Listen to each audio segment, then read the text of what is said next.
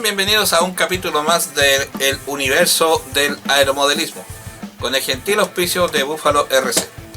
Buffalo RC en este momento está realizando pedidos para ir surtiéndose cada vez más de distintos insumos que utilizamos nosotros los aeromodelistas. Entre esos, los insumos más importantes obviamente son los adhesivos, y para ello nos trae, ¿no es cierto?, la famosa marca Bowsmith, que es la marca usada ampliamente por aeromodelistas y personas que hacen todo tipo de manualidades y trabajos profesionales, ya que son adhesivos de una calidad realmente premium. Así que amigos, esta es una excelente oportunidad para que tú puedas acceder a adhesivos de calidad premium directamente gracias a Buffalo RC. También les recuerdo adquirir en Amazon el libro de Julio García Garnateo, El gato volante, fundamentos para el diseño de aeromodelos. Una herramienta útil en tu taller, un libro muy necesario para cada uno de los aeromodelistas. El gato volante, fundamentos para el diseño de aeromodelos, los puedes encontrar en Amazon y el link está acá abajo. Bien amigos, el capítulo de hoy es un tema bastante corto pero muy importante, que tiene que ver directamente con la forma de configurar la palanca que hace el servo con tu superficie de control. También vamos a hablar un poco de cómo configurar los flaps y cuando un flap o una superficie de control pasa de ser un elemento hipersustentación a ser un elemento de freno. Son pequeños detalles que a veces se escapan, y si uno no los maneja muy bien puede cometer algunos errores, especialmente al momento de configurar aviones para el vuelo escala, ¿no es cierto?, o para el vuelo acrobático. Así que es un capítulo bastante interesante y obviamente lo vamos a desarrollar donde nuestro amigo Hermeson. Así que no le quito más tiempo y vamos entonces a ese capítulo de esta semana. Muy pronto Megakits RC vendrá a cambiarlo todo. Muy atento a las novedades aquí en el universo del aeromodelismo. Suscríbete, participa, compite y aprende en la competencia más importante de acrobacia para aeromodelos de Chile, IMAC Chile. Puedes informarte en el correo imac.chile@gmail.com o en las redes sociales. Bien amigos, estamos ahora ante nuestro amigo Hermeson y les he fabricado este elemento para entender un poco cómo trabaja el tema de las longitudes de los distintos componentes que se usan dentro de lo que es el sistema de mando, ¿no es cierto?, de una superficie de mando. Obviamente tenemos dos elementos acá que representan el brazo del servo y la superficie de control propiamente tal, con su respectivo cuerno con el link. Si ustedes se dan cuenta, hay un par de semidiscos que indican la amplitud en grados del movimiento, para poder identificar cómo afecta las distintas posiciones de los links respecto a cuán cerca o cuán lejos esté cada una de las uniones respecto de los ejes de movimiento. Recordemos, si nos remitimos al capítulo de los servos, que los servos generalmente tienen una medida que está dada en kilogramos centímetro. Todos los servos que ustedes vayan a comprar van a encontrar que están con esta denominación, o libra pulgada. ¿Qué quiere decir esto? Esto no nos está mostrando a nosotros una fuerza por una superficie, sino que nos está mostrando un dato de cuántos kilogramos puede mover el servo por una unidad de distancia, no de superficie. ¿Qué significa eso? Que si un servo te dice que mueve 4 kilogramos centímetros, nos está diciendo que puede mover 4 kilogramos a 1 centímetro del centro del eje del brazo del servo. Por lo tanto, concluimos también que si alejamos a más de 1 centímetro vamos a tener menos fuerza, porque la resistencia al movimiento es mayor. Y si nos acercamos también podemos amplificar un poco la fuerza, pero vamos a ir perdiendo amplitud de movimiento. Esto funciona exactamente igual como los cambios de una bicicleta. Ustedes cuando quieren ir más rápido, por lo general en el plato que está haciendo la fuerza, donde están los pedales, ustedes escogen el engranaje mayor, el engranaje más grande, y en la parte posterior de la rueda ustedes escogen el piñón más pequeño, el engranaje más pequeño, ¿cierto? Y eso permite que yo doy pocas vueltas en el engranaje grande y se me dan muchas vueltas en el engranaje más chico que va en la rueda. Pero necesito hacer más fuerza. Y ahora, si voy a escalar un cerro o una subida bastante pronunciada, lo que hago es reducir, ¿no es cierto? Irme al plato del medio o al plato más pequeño, el engranaje del medio o el engranaje más pequeño, de donde van los pedales de la bicicleta, y aumentar el diámetro del engranaje en la rueda trasera, ¿no es cierto? Y con eso ya, obviamente, voy dando más vueltas en los pedales, pero la rueda de atrás da menos vueltas, pero tiene más fuerza. Es una descomposición de fuerza. El principio con el que funciona la superficie de control es bastante parecido a eso. Y tenemos nuestro brazo del servo y nuestra superficie de control, estando todo reglamentado a 90 grados. Tenemos nuestra superficie de control puesta en la posición 0. Tenemos la posición del cuerno con sus agujeros prácticamente en el eje de pivoteo de la superficie de control. Y nuestro brazo de servo está a 90 grados. Y todo esto crea un conjunto de 90 grados. Entonces tendríamos la situación ideal a 1 centímetro del eje hacia acá. Estamos nosotros haciendo que nuestro servo trabaje hasta con 4 kilos máximo puede mover en este caso, ¿ya? Y la amplitud del movimiento es bastante aceptable, bastante generosa. Si ustedes se dan cuenta, dentro de esta gráfica tengo un área que está marcada. Esta área marcada que está acá tiene una amplitud de 60 grados hacia cada lado y me indica el lugar óptimo donde el servo trabaja con toda su potencia. ¿Qué pasa a partir de esa amplitud? La mayoría de los servos generalmente trabajan hasta 120 grados. Hay algunos que trabajan un poco menos, ¿no es cierto? Pero más o menos van por ahí. Cuando tú excedes esa amplitud de movimiento, por lo general empiezas a tener problemas mecánicos en el servo y el servo ya no rinde tanto como debiese ser. Por lo tanto, tú lo que deberías hacer es tratar de optimizar el movimiento de tus servos dentro de este marco que corresponde a 60 grados para cada lado. Incluso si logras hacer trabajar dentro de los 30 grados, tienes el máximo óptimo de tus servos, porque solamente tienes una pequeña amplitud de 60 grados de movimiento que te permiten el máximo poder del servo. Ahora, ¿qué pasa si este servo es de 4 kilos y pongo el link lo más cerca del centro del eje, ¿no es cierto? Aprovechando que, claro, si me dice 4 kilos por centímetro, acá estoy 1 centímetro, acá estoy medio centímetro, puedo mover hasta de 6 a 8 kilos, ¿no es cierto? En esa distancia. Entonces, podría poner el pivote acá y con eso aseguro un movimiento más amplio. Pero ¿qué pasa? Ocurre el mismo efecto que cuando yo muevo las ruedas de una bicicleta. Vamos a movernos dentro de este rango, ¿ya? De los 30 grados, para que ustedes vean lo que pasa. Estamos en el agujero más cercano al centro y el agujero más lejano, ¿no es cierto?, en el cuerno. Lo movemos 30 grados hacia un lado y fíjense, la amplitud de movimiento apenas alcanza a los 8 grados más o menos en la superficie de control. Tenemos poco movimiento, pero tenemos un muy alto torque. El servo está operando a la máxima potencia que puede trabajar. Lo estamos moviendo dentro de un ángulo bastante bajo, 30 grados. Si lo movemos un poquito más, 60 grados, ya el servo empieza a tener problemas de amplitud de movimiento. Y más allá ya prácticamente ahí queda en cero. Si ustedes se dan cuenta, acá queda en cero, ya. Y ahí ya prácticamente no hace ningún movimiento y se empieza a devolver la superficie. Por eso, ¿ves?, se empieza a devolver la superficie. Por eso la amplitud de trabajo tiene que ser dentro de este rango. 0.30, máximo 0.60 desde el punto de partida. Para que la superficie de control no haga un efecto de rebote, de querer devolverse. Esto ocurre bastante seguido, especialmente cuando configuramos lo que es el acelerador.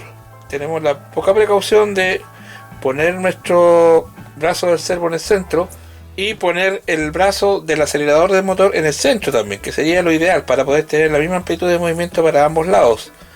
Ya, y ocurre que el brazo del acelerador hace cosas raras, se pasa el link por encima, hace unos rebotes medio extraños, cuesta mucho acelerar, cuesta mucho carburar. Eso generalmente he visto ese tipo de problemas en lo que son los brazos de los servos para acelerador. En la superficie de control no es tan fácil cometer errores, ya que la superficie de control tiene un movimiento limitado propiamente tal, por diseño, ¿ya? Y no me puedo exceder de cierto límite. Pero si ustedes se dan cuenta, acá tenemos un recorrido de 60 grados para cada lado, y acá tenemos un recorrido de apenas 10 grados en esa punta. Entonces vamos a hacer totalmente lo contrario. Vamos a ampliar el recorrido del servo a la punta y nos vamos a acercar. Tenemos la máxima amplitud de movimiento en el servo.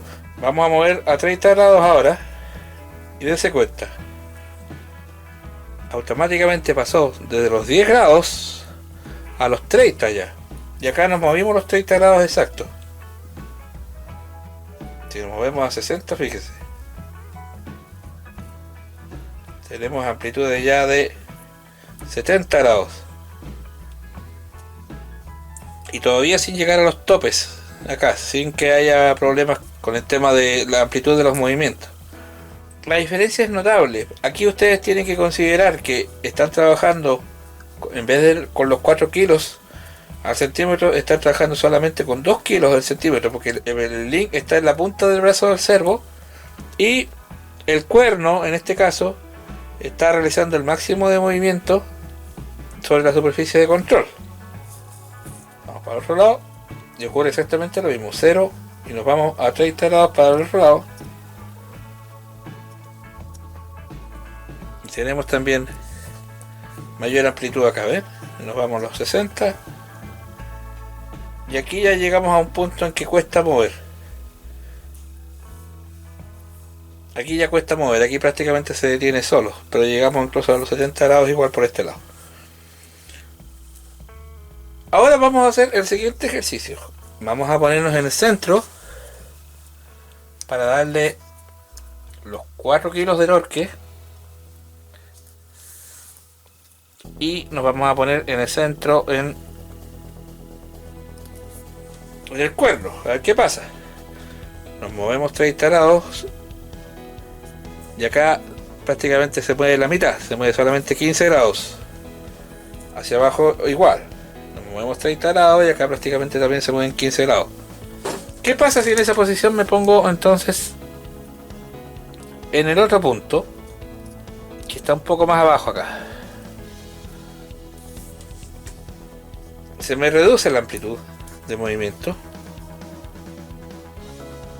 Si se dan cuenta, tengo poco movimiento ahora. Vamos a 30 grados y ahí hay como 12 grados de movimiento. Hay como 15 grados de movimiento. Ya, lo mismo para el otro lado. Entonces esa es la forma de trabajo de los brazos del servo. Tenemos que ir pensando qué es lo que nosotros queremos y qué tipo de servo tenemos. Debemos recordar entonces que en cuanto a la potencia de los servos que necesitamos, para todo lo que son par flyers, planeadores, en síntesis aviones de bajo peso y de pequeña envergadura, con los servos del tipo 9G tenemos más que suficiente. Los servos del tipo 9G mueven 1,5 kilos hasta 2 kilos algunos.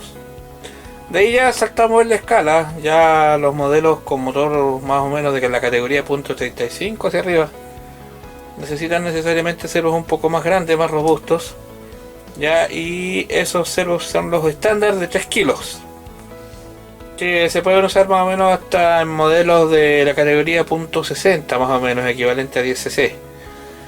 De ahí en adelante, entre la categoría .60 y .90 necesitamos servos de 6 kilos hasta más o menos los 15cc, 20cc, servos de 6 hasta 9 kilos. Ya en la categoría de los 30cc tenemos que pensar en servos de 12 kilos aproximadamente Y para la categoría 50cc tenemos que estar pensando en servos de por lo menos 16 kilos, 18 kilos incluso en el timón, ¿ya? Esa es más o menos una escala referencial. Bueno, todo lo que tiene que ver con servos y características de los servos lo pueden encontrar en el respectivo capítulo, cuyo número se lo dejo acá.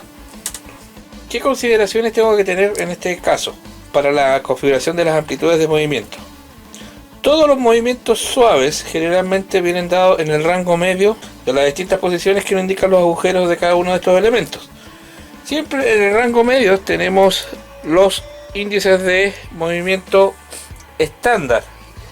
Hay fabricantes que según el tipo de modelo ellos recomiendan rangos de movimiento, como vemos en este caso, que el movimiento está dado para las distintas superficies, en este caso en pulgadas, que la podemos transformar en milímetros. Esa amplitud de movimiento entonces nosotros tenemos que medirla en la punta de la superficie de control. Por ejemplo, si nos dice que el movimiento tiene que ser 10 milímetros hacia arriba y 10 milímetros hacia abajo, nosotros tenemos que situar alguna regla, alguna ayuda y calibrar nuestro sistema de mando de tal forma que nos logren esos 10 milímetros por arriba o para abajo. Con la radio actual no hay problema en hacerlo eso en forma directa con la programación de la radio. Pero, ¿qué parámetros tenemos nosotros que tener en claro para hacer una programación correcta y mantener la máxima amplitud de movimiento sin limitar la resolución misma de la radio? Tenemos que decidir cuál va a ser la amplitud máxima que nosotros le vamos a dar a nuestro modelo. Por ejemplo, si un modelo dice que máximo el alerón se tiene que mover hacia arriba 30 milímetros y en el rango bajo se tiene que mover solamente 10 milímetros, nosotros tenemos que setear mecánicamente nuestro alerón para que se mueva solamente 30 milímetros hacia arriba. Y para eso tenemos que jugar entonces con la configuración de el brazo, posición de link y posición del cuerno. Entonces, si en esta posición nosotros vemos que se nos crea un movimiento más o menos exagerado, lo que tenemos que hacer es sencillamente cambiar a menor recorrido. Entonces acá ponemos lo más cercano posible a el centro y vamos a obtener el máximo torque del servo y cambiamos hacia la parte externa en el cuerno y con eso aseguramos un recorrido ya menor. Caso contrario, si necesitamos mayor amplitud en el movimiento ya que quedamos cortos, empezamos a jugar con las distintas configuraciones, alejándonos, ¿no es cierto?, del servo y acercándonos en el cuerno. Y esa es la forma de trabajar. Ahora, para los aviones acrobáticos, los aviones que necesitan hacer amplias maniobras, tenemos que decidir en usar los servos de mayor torque posible para alejarnos lo más posible del centro para obtener la mayor amplitud de movimiento en el brazo del servo y tratar de acercarnos lo más posible en el cuerno para también obtener la mayor amplitud de movimiento. ¿Ves? Basta que se muevan unos pocos grados y tenemos una tremenda deflexión.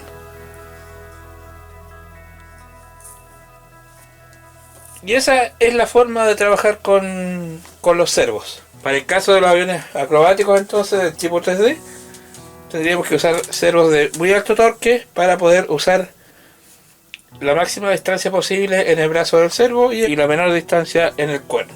Por lo general esas distancias vienen ya especificadas por el fabricante, así que es poco lo que hay que modificar, pero conviene siempre saber ese tipo de reglaje. Ahora, no todas las superficies de mando se mueven exactamente igual. Hay superficies de mando que requieren mucho movimiento, como en el caso del timón, como hay superficies de mando que requieren muy poco movimiento, como en el caso de los elevadores. Ahora, en el caso de los flaps, también nosotros tenemos que considerar lo mismo, pero en ese caso nosotros tenemos que hacer que nuestro servo quede puesto en la mínima posición. En este caso lo vamos a acercar ahí al mínimo, y tenemos que regular nuestra superficie de control al punto en que quede enrasado con el ala. Y una vez teniendo nuestra superficie de control enrasada con el ala y el servo en su posición mínima, acá no se tiene que poner el servo en la posición central, sino que tiene que ponerse en la posición mínima. Ahí recién ya podemos nosotros activar la función de flap.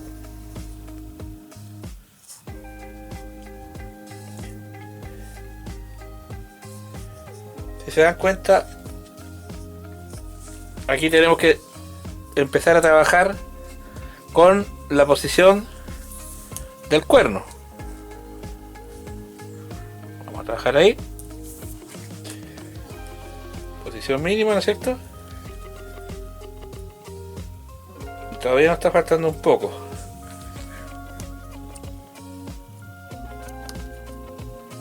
Ahí. Posición mínima. Servo enrasado.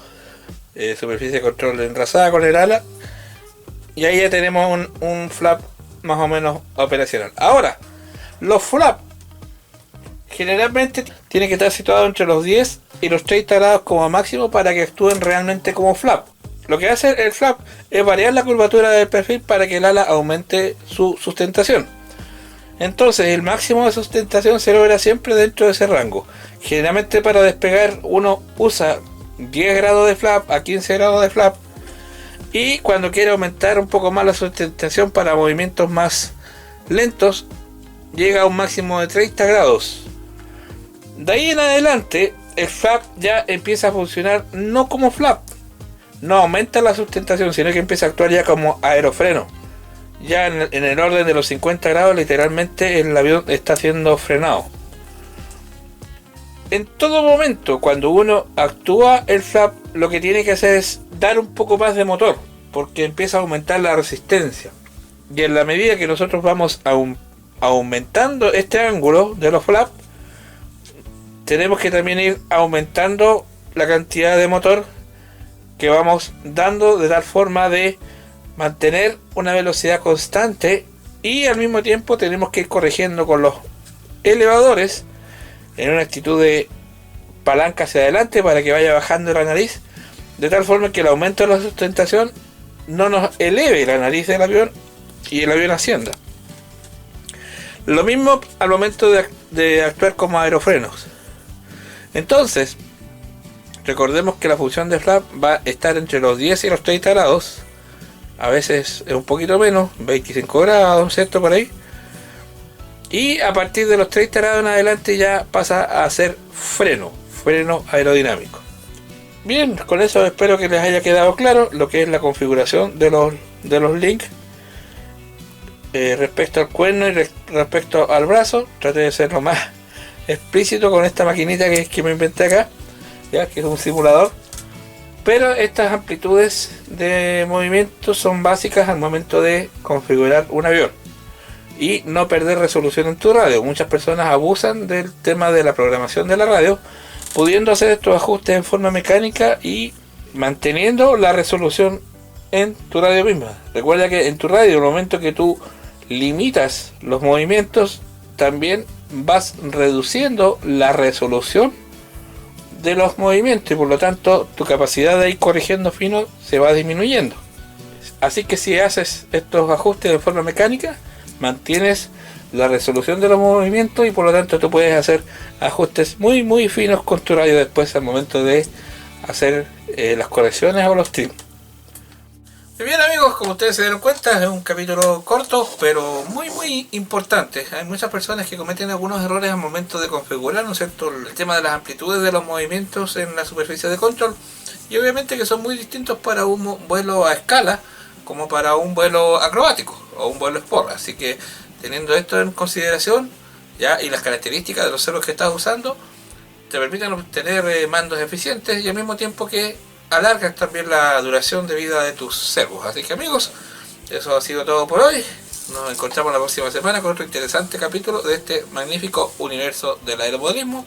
No se olviden por favor suscribirse, darle like, compartir, y si ustedes quieren cooperar también acá abajo en el botón de agradecimiento, o bien vía PayPal o Patreon. Así que amigos, hasta la próxima semana. Chao, muchas gracias.